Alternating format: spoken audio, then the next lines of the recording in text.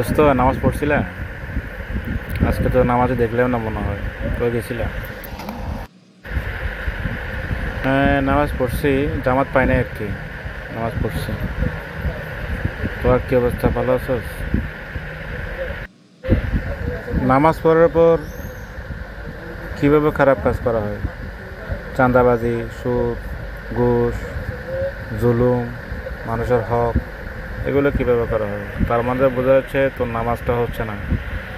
নামাজ শুধু পড়লেই হয় না, নামাজটা পরিপূর্ণ হতে হয়। সেই জন্য সূরা কাফিরুনে আল্লাহ বলেছেন, ফাওয়াইলুল লিল মুসাল্লিন আল্লাযীনা হুম আন সালাতিহিম সাহুন। সেই সব নামাজের জন্য আফসোস যারা নামাজ পড়ে লোক দেখানোর জন্য। এখন তুই তোর নামাজটা ঠিক কর, ঠিক আছে? ঠিক আছে দোস্ত, তুই যখন বলতোস আমি চেষ্টা করব।